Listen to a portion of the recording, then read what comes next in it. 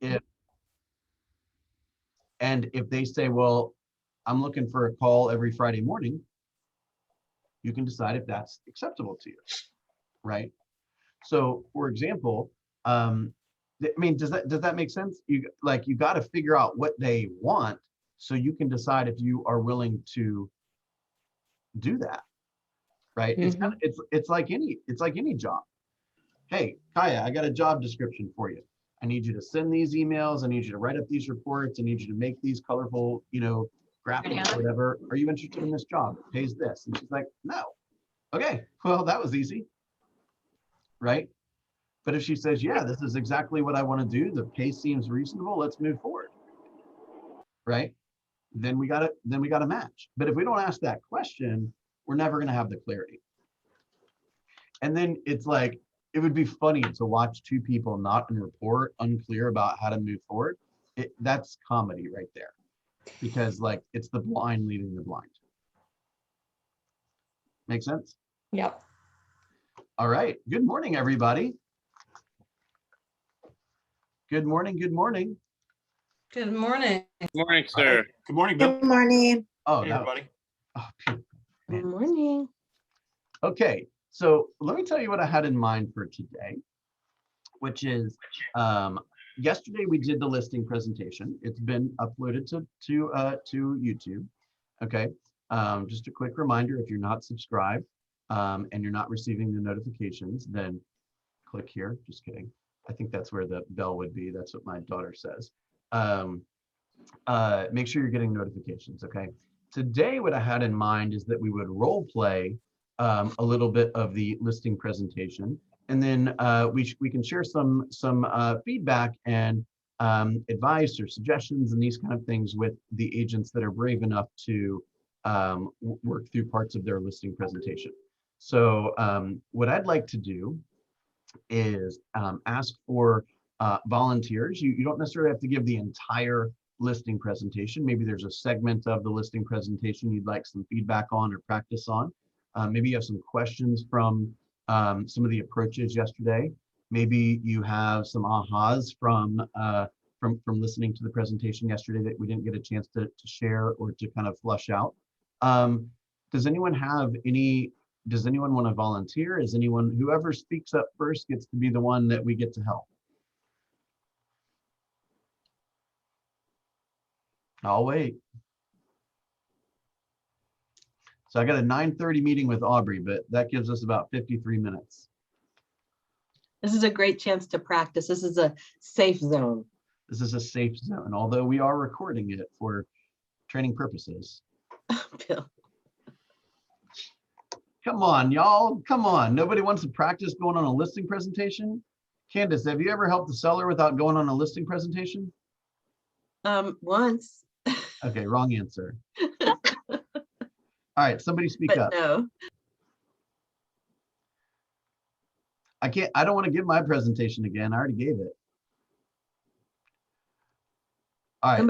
Somebody role play with Somebody me. answer something. Somebody say something right now. Somebody role play with me. I'll be a good seller. I promise.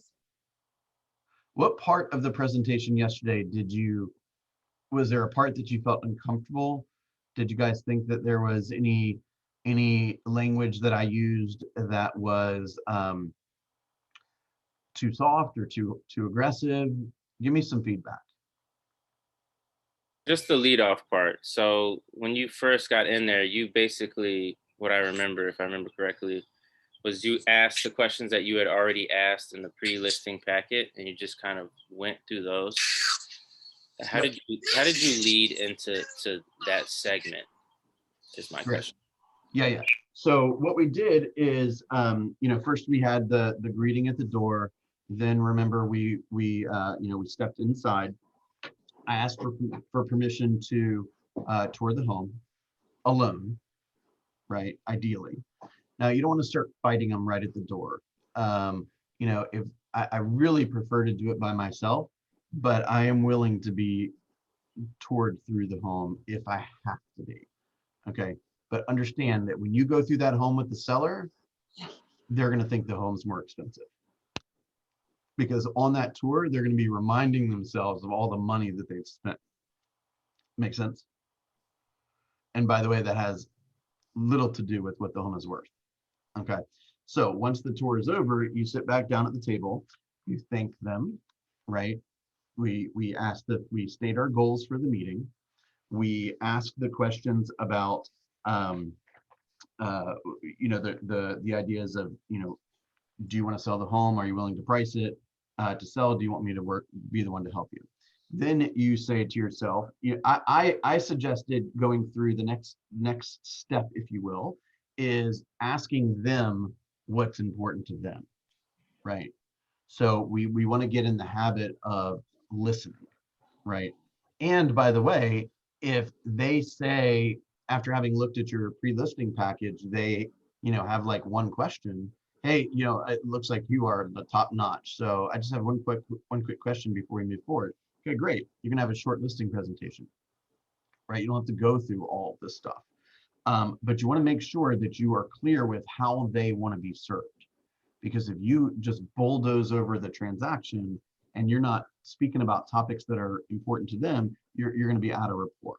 Okay. So once you get a grip on what it is that is super important to them, then you just naturally transition into, okay, so I got you a chance to review the pre-listing package, right?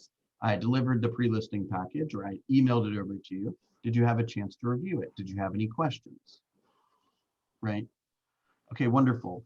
So I had the opportunity, Mr. Patrick, to speak with Mrs. Patrick on the telephone 2 days ago, and got an opportunity to ask her some questions that I could better prepare for today. I just want to review the answers to those questions with you here today. Is that okay?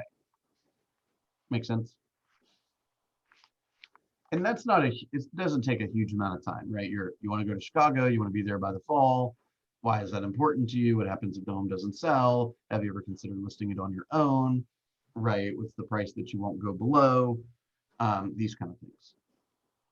And I think, yeah, and I think also their sellers are extremely different. And so you have your scripts, but if you're, for instance, watching somebody, you're sitting there with them and you start noticing them fidget, or you see them not paying attention, it's Move on. time to move on, and it's time to get them talking again, or it's time to leave. They may have made their decision by them and they're ready to sign, and we can oversell it. And then they're just like, oh, come on, torture. So Right. if you've ever been sold anything and the salesperson just kept going after you were ready to sign, you know what that feels like. So just be aware that you're watching their body language and not so focused on all the information you want to share with them. Yeah, great point. And then one thing that I wasn't particularly clear about yesterday that I want to make sure everyone's clear about today is when you're wrapping up those that confirmation call where you're asking these pre-qualification questions, again, we're always looking to set expectations, right? Always looking to set expectations. So you might say something like, so just so you can prepare properly, our meeting will probably last about 45 minutes to an hour. Will that be okay? Right? Or maybe when you get really good at it, 30 minutes to 45 minutes. Will that be okay?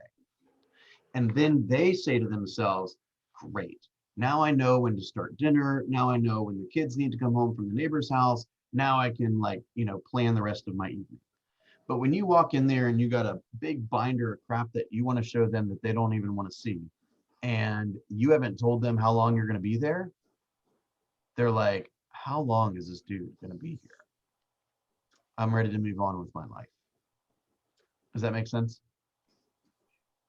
And it just popped into my mind. I don't think I've said it in a while here, so I just want to pop this idea out.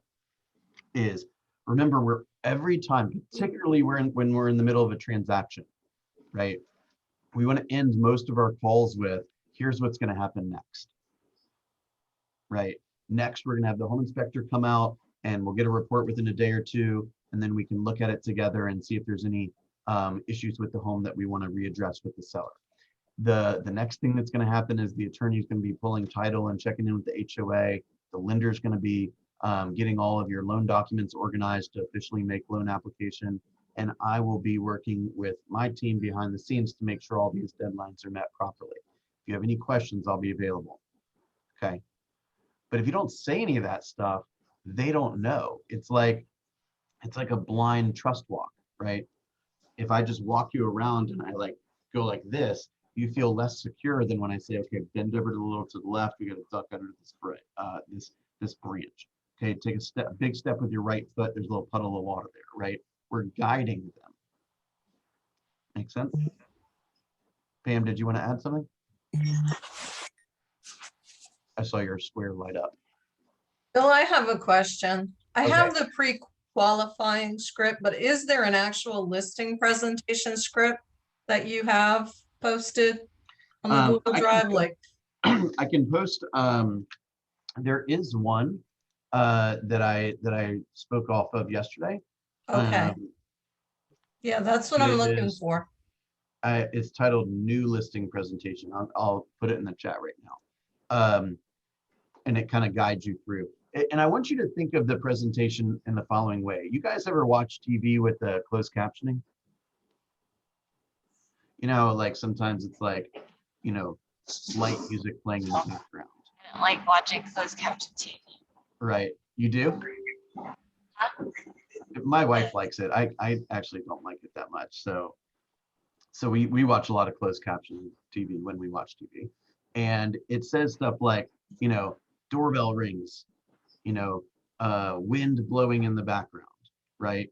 So I want you to think about that for a second. So when the writers wrote that script, that's how much detail they had in mind to share this story with the audience. Is that right?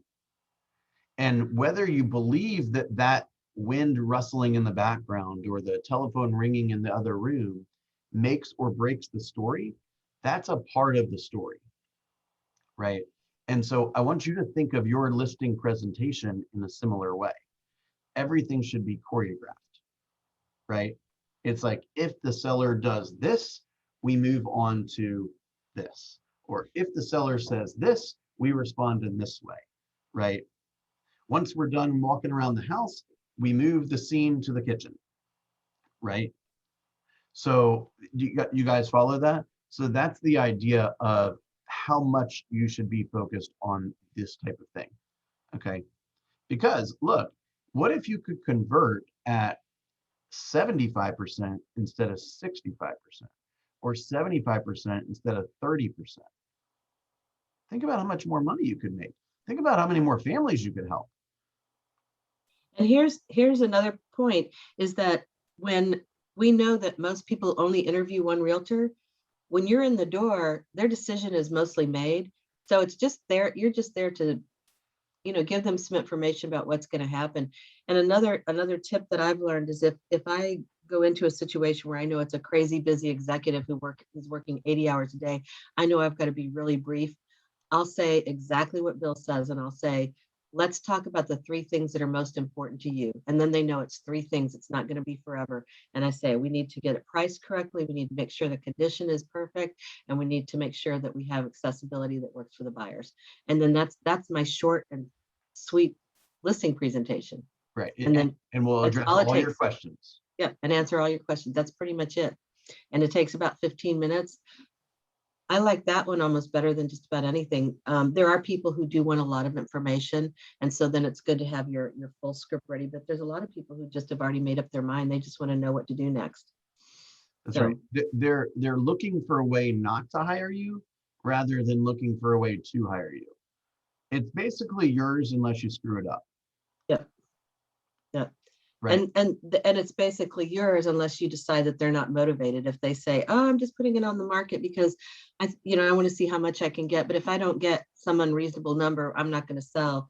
Well, you may choose that that's not worth your time, or you may have a conversation with them and say, you know, if your goal is to have the most profit, and what we can expect in this market is a 20% increase over last year, we may never see that again. So this might be your best time.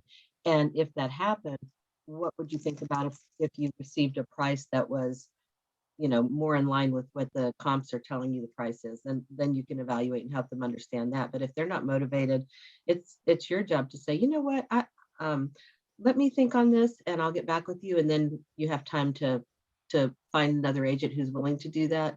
Or you can decide you want to do that just for the practice. You can decide, you know what, it's not going to work. Yeah, I thank you. That's all great stuff you just said.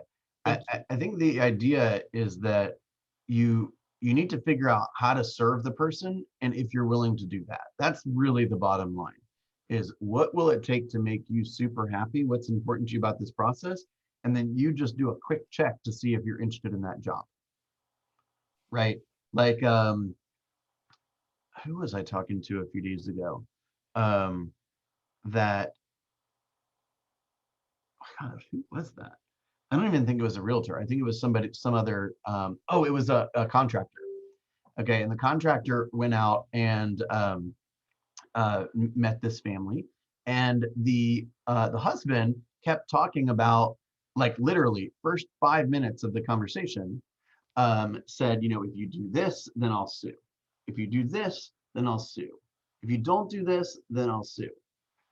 And the contractor packed his stuff up and said, have a nice day. I'm not going to be your contractor. And the guy's like, well, what? Why? It's like, you haven't even met me, and I've barely even met you, and you've threatened to sue 3 times in 5 minutes. I just don't think we're going to be a good match. So good luck to you. Right?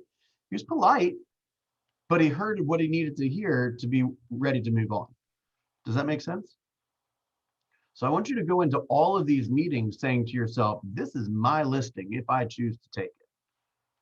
Right? Whenever we're going through our goals and whatnot, sometimes I'm not perfect at this, but most of the time I am. I'll say the goal is to go on 3 appointments a month or whatever it is. You take 2 of the listings, not they give you 2 of the listings, right? The listings are for you to earn and you to take if you desire to take it, right? Not everyone that has the house to sell is going to be a good match for you. Not everyone that wants to buy a home is going to be a good match for you. Right? I was speaking to somebody the other day. They can't decide if they want to live in Chamblee or the West Side or Dahlonega or Stockbridge. And Trent, I'm kind of embellishing your story a little bit, right? But if you can't decide that stuff and you're not willing to do a little research ahead of time, I'm not going to be your tour guide. You go figure that out on your own. Then you come to me. You see what I'm saying? That's like saying I want to buy a home. Where do you want to buy it? Oh, it doesn't matter. Oh, what's important? Price range, schools, backyard, age? Nah, that's okay. Can you give me something else? No. Okay, we're done. You see what I'm saying? Okay. Drew, did that answer your question? Yes. So let me just ask you one more question, because it's for me Yeah, to. because no one else is talking, so this can just be for the 2 of us. Okay. All right. So how I like to attack things that I have like no clue about, like a listing presentation, is like I like to break them into little chunks so it doesn't seem so overwhelming trying to attack the whole thing at the same Smart. time. Yeah. So I just did a little list of basically topics that you kind of alluded to while going through the presentation. I just want to see if they're correct or if you can clean it up at all. Beautiful. All right, so the first thing that you want to do when you talk to them, so you walked in, you've already, looked at the house and stuff like that.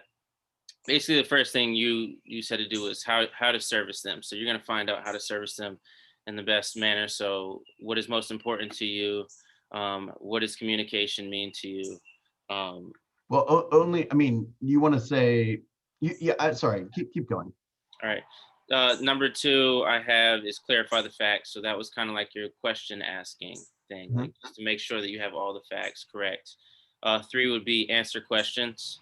So, open it up to any questions that they may have. 4 would be decide whether to work together. And then 5 would be the next steps. So you would talk about what the next steps in the process would be. Does that sound? I'd probably, after clarifying the facts, I would so that's in the appropriate place.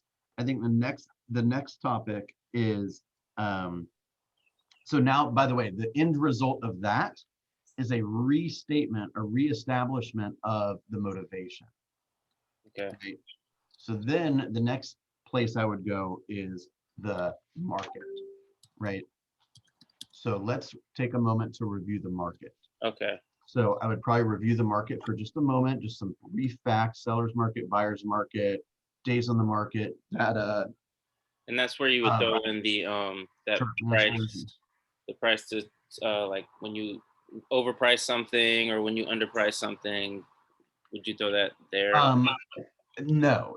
So I'd be ready for that if it pops up, right? I might have a slide or two for that, or a couple of phrases that I generally say when people say that. But I would look at the market at large. Here's what's going on in the metro market. Now let's look on what's going on in your specific market. So then we're looking at the actives, the pendings, the sales. Oh, okay, gotcha. Right. And then you might be ready for things like, well, let's try 425, and if it doesn't work, we'll go down to 400. I appreciate you sharing that goal with me. Do you mind if I share a potential concern with that strategy? Right? Again, they don't want to be told they're wrong.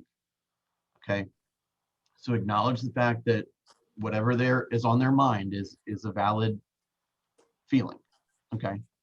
And then you're basically saying, in my professional opinion, we should do this, but you're saying it in a way of, I've experienced, I've gone down that path before, and I experienced it a way that I'd like to share with you. Would you be okay if I shared a concern or two about that strategy?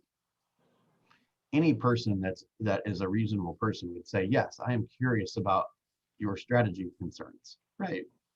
To which you would say, and if you look at this graph right here, right, if you misprice at the beginning, you end up with the home on the market this number of days and this percentage of list price. If you do not have to reduce the price, meaning you got it right at the beginning, right, then these are the stats that you get. How do you feel about that? Right? And they might say, well, I don't care what any of that says. That's what I want. So, okay, have a nice life. I got to go find another listing because this ain't going to sell. You see what I'm saying? So I know I'm being like a little, what's the word? Like I'm perhaps being a little, I'm emphasizing it in a almost a showy way, but I want you guys to understand that, like, gosh, I'm very reluctant to say this, but I think I'm going to say it anyway. The vast majority of people are nuts. Okay? When you leave your family to go meet with a consumer, you've got to determine, are they within the threshold of nuts that I'm willing to tolerate? And the second they go beyond that, you have to say to yourself, is this a valuable use of my time? Did that come off okay? Yeah, I mean, I just think that's logical, because we don't take the time to meet strangers and talk to them on a daily basis. But in this occupation, we're actually running into strangers and actually getting to know them. So isn't it funny? Our parents, well, it's funny that your parent is on the call, but your parents, now, Drew, don't talk to strangers. Isn't that a funny moment? We're sitting here 25 years later and we're encouraging you to talk to strangers. Hey, Mom, how many strangers you talk to today? Believe me, I get that question every day. Who's my accountability partner? You kind of had a look on your face a second ago. What do you think do you think that's legitimate? A legitimate response? Are you talking to me, Bill? No, Candace. Oh, okay. No, I was laughing because it's so true. I mean, on the one hand, I love, on the one hand, I'm going to just say the cliche. I love people. I love hearing their stories. But on the other hand, in real estate, I use what my sister, I have a sister who's a PhD in psychology, and she always talks about her professional distance, because she talks to people all day long with problems. And I think, even if I like somebody and I've been in relationship with them, the minute we get into a real estate transaction, I take that professional distance, because otherwise it can make you go wonky.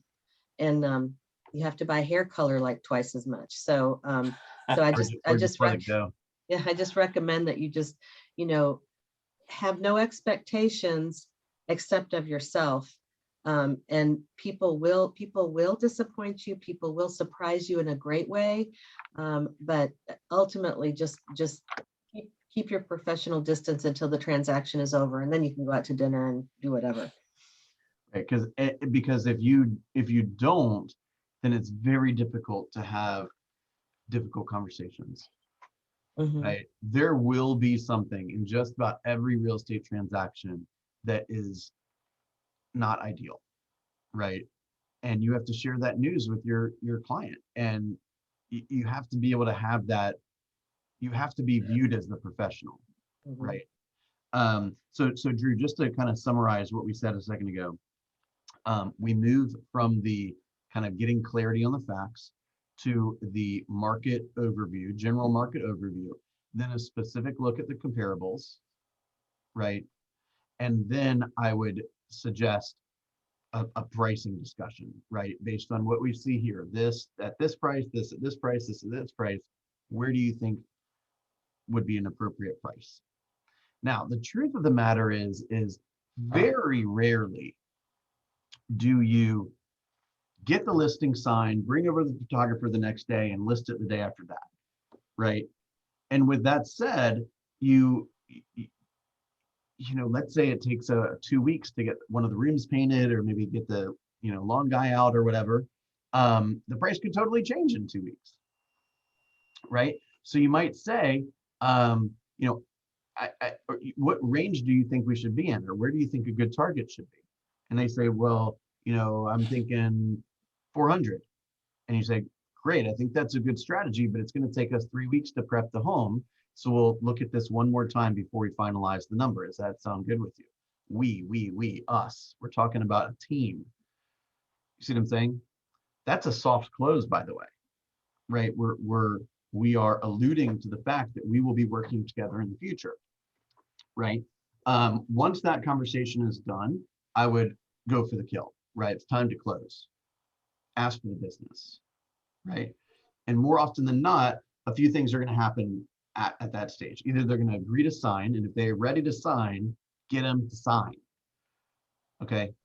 And if you want, you could put 400 in the price and then put a stipulation that says, the final price will be determined, within 24 hours of, the date that we go on the market by written confirmation from both parties or something like that, right?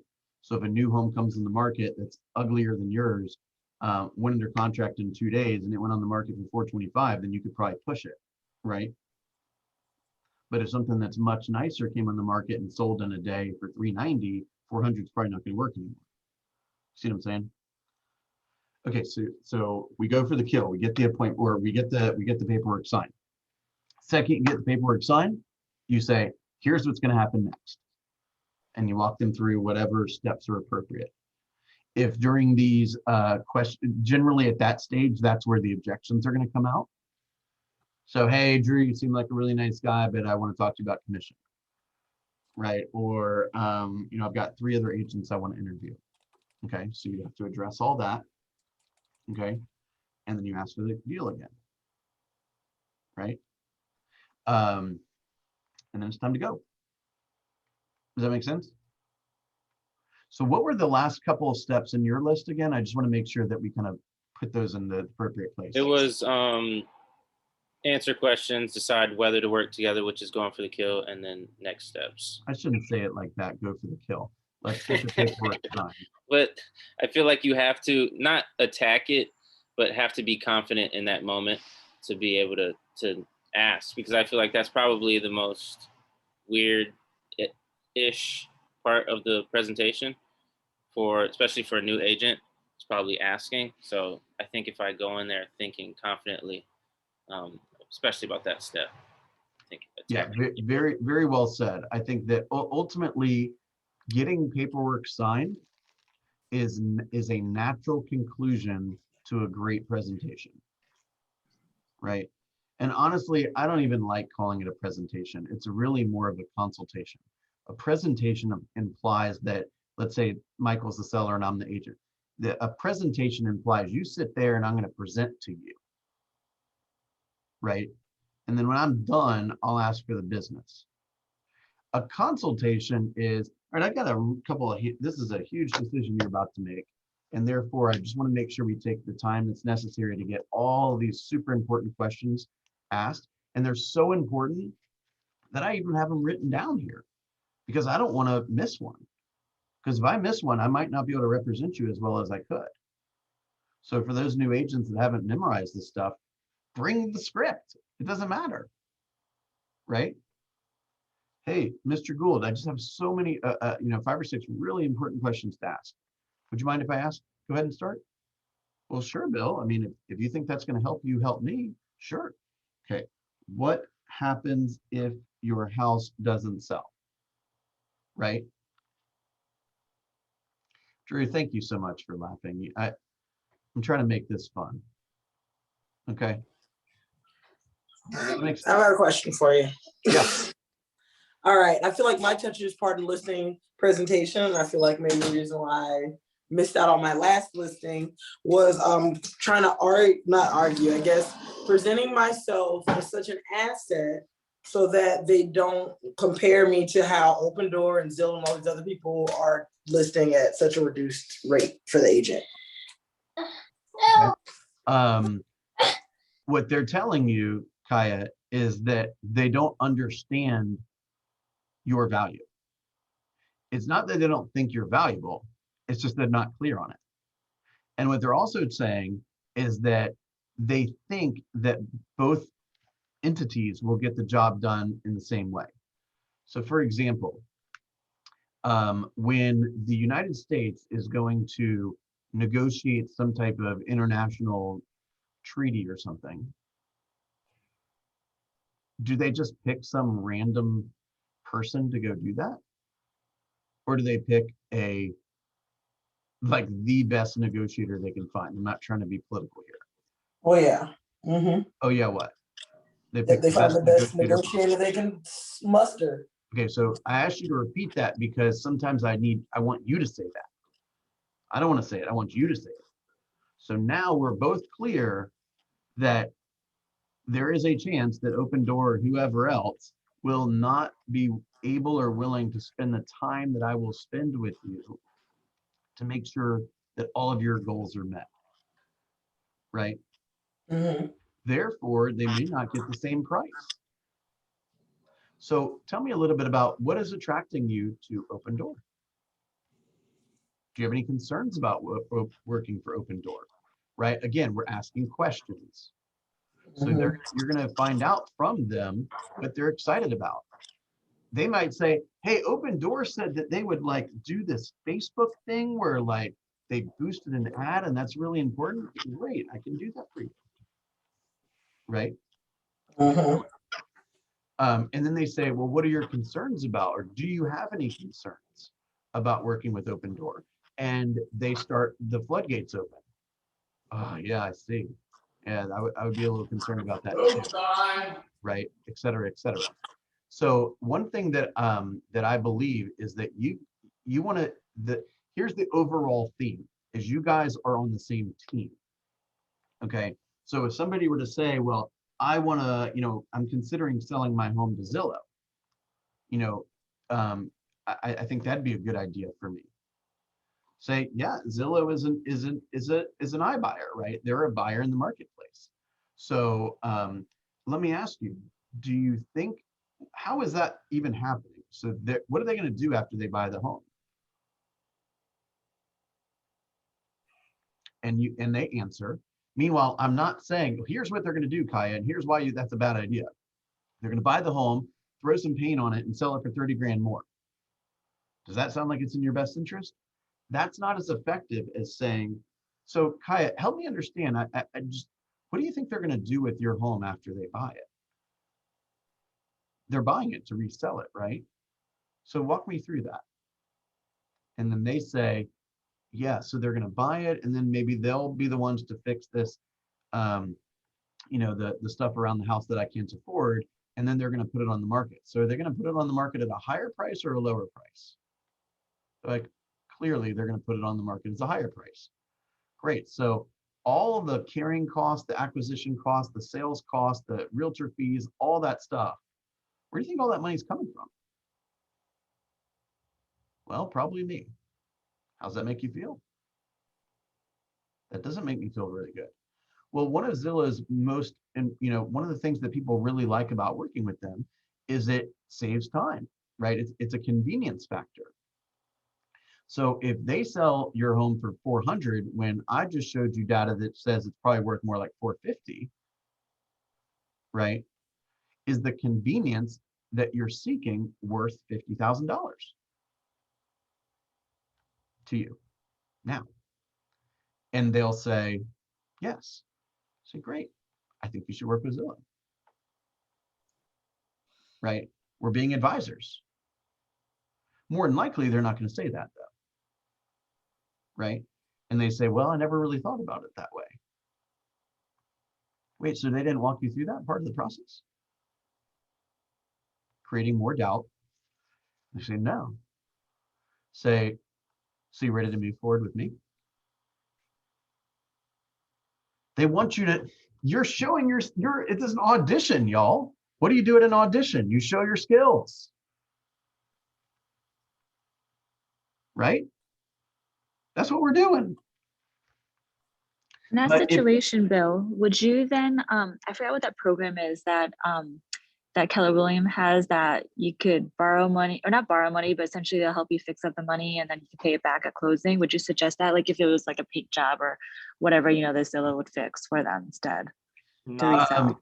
so what, Michael? Knock is the Yeah, program. but knock, you have to use them as the lender. So that's a little bit, there's a little bit of complexity involved when you buy. There are programs though, where you can borrow money to dress the home, or I shouldn't say it that way, to improve the home and sell it for more money. That is a potential option, and you can help with that. I think Ribbon is the company that does that, and a few others, right? What I would say, if they say, well, I'm curious what Zillow would pay for my house, say, hey, I'm curious too. Let's go through this adventure together. What do you say? You want me to help you put together the paperwork? Here, I'll take some pictures, right? Because that's what an advisor does. An advisor advises and then determines throughout that stage whether it's a match or not. We don't know if we're a match, right? But if I say to the person, well, Zillow is just going to undercut you, they're going to sell it for less money. Say, hey, if the first example I gave is when we already know what Zillow is going to offer. That way we can identify what the difference is. If they haven't gotten to that stage yet, right, and they're just trying to figure out if they want to go down that path, say, hey, I'm all about getting an education. So I wouldn't make a decision as large as this without exploring that. So let's explore it together. Every once in a while, Zillow is wrong, and they may be willing to offer you more money than they should. Let's explore that together. So immediately you go from being on opposite sides of the table to being on the same side of the table. You're in the same boat now, right? Hey, I'll give you my professional opinion. I want to help you. Clearly, this is how I feed my family. But no commission check is big enough to lie to you. So if Zillow is going to give you better terms, then we should explore that. However, I have spoken with a number of clients that have used Zillow and gone through that experience before, and there are some concerns that I'd like to share with you. Here's what happens generally after the inspection period. Here's where the hidden fees are. I just want to make sure you're completely prepared for that. Here's what I've learned. Would you mind if I shared it with you? And I would just recommend that you go on and you look up open door reviews and you look up Zillow reviews, and you'll get you'll see what customers are saying about it. And that's how you can inform yourself about what's happening. Yeah. I feel like I was kind of raw today a little bit.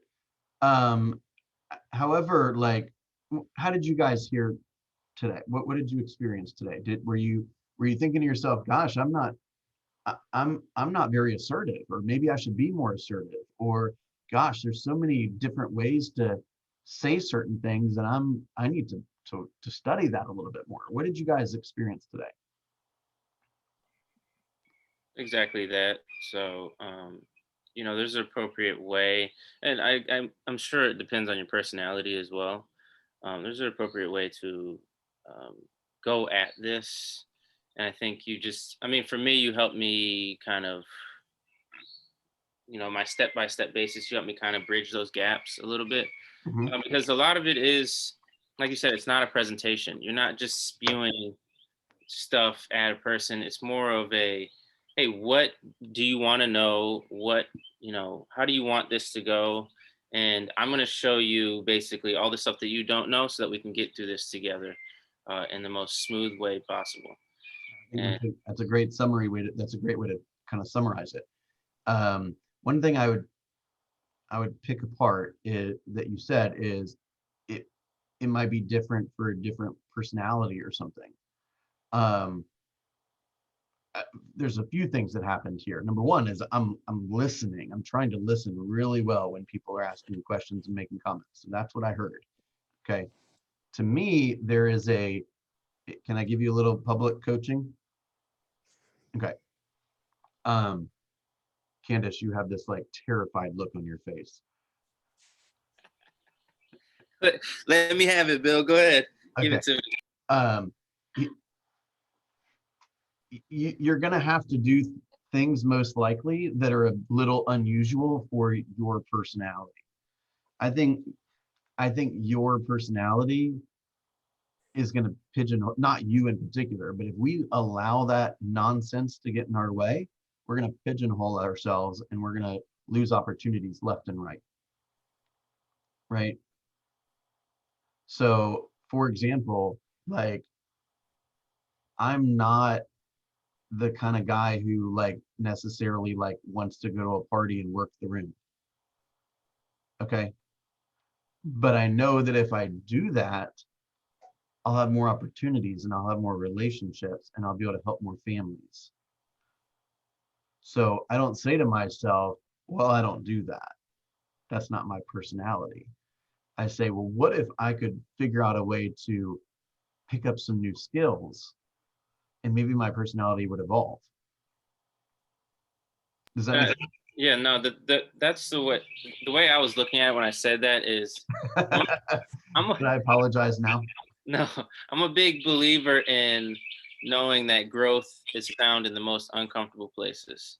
So when I say that, certain personalities, it's like now when I'm practicing my script, practice, if the introduction is cool and I'm really good at introducing myself and walking through, and when I get to the price, I kind of freeze up. That's the place I need to focus on the most. I don't know if that's because I don't like to be in conflict. I don't like, going the banter and that, I don't know what it would be, but that's where I need to focus and put a lot of my resources in terms of my mental energy. I think that's I think the first step in addressing any issue or any weakness is an awareness. And you seem to have figured that part out. So congratulations on that. I think ultimately, if you ever get into a position where you feel like you're being a little too assertive, ask a question instead of making a statement. Okay. And kind of reset, they kind of test the pulse of the conversation. How are we feeling? Anything on your mind right now? Got any concerns, any questions? Right? Get their pulse a little bit. Okay. But having a conversation about value, again, is not you telling them what their home is worth. It's about you sharing the data with them and then asking for a joint effort decision to be made that everyone can be happy about. Make sense? That's what an advisor does. And you're gonna learn, I mean, you already know a lot of this, but you're gonna learn more and more sales skills, because if there's any discussion of personality, it shouldn't be a discussion of your personality. It should be a discussion of the consumer's personality, right? So you might have a listing appointment in the morning with a photographer that's, everywhere and really animated and really, kind of social and kind of loud and colorful and, and then later that afternoon, you might have a listing presentation with a woman whose husband just passed away. And then later in the afternoon, you might have a conversation with an engineer that just wants to talk about the facts. You see what I'm saying? So you're the one that's got to be the chameleon. Does that make sense? Seems like a heavy burden to Well, show. Hey, it's don't think of it like a heavy burden, sir. If I can be honest, I'm messing with you. Think of it like this is a hell of an opportunity we have. We're helping people build wealth. And there ain't many other places that the average agent, single agent's probably gonna net profit 70 to 80%. And a huge team could profit 40%. And there ain't that many jobs, you guys, where you could set one appointment a week, hold 3 a month, take 2 and close 1 and make 6 figures. So you had to have expected there was going to be some challenges along the way, right? I just want to say, did anybody else feel this surge of excitement at the thought of having 3 listing appointments in one day? I was going, yeah, okay. Right. You think there's any agent that's ever been on 3 listing appointments in a day? The answer to that is yes. Do you think they're any smarter than you? The answer to that is no. They just went and talked to more strangers. Okay, so go talk to some strangers, y'all. All right, wait. Is there anything I need to talk to you guys about scheduling wise? Don't forget, I don't know how many people came to Candace's office hours yesterday, but I'm going to be doing office hours tomorrow from 12:30 to 1:30 here. So if you have anything that you'd like to chat about, feel free to stop in and go talk to strangers. See ya. Bye, everybody. Thanks, Bill. Bye, everybody.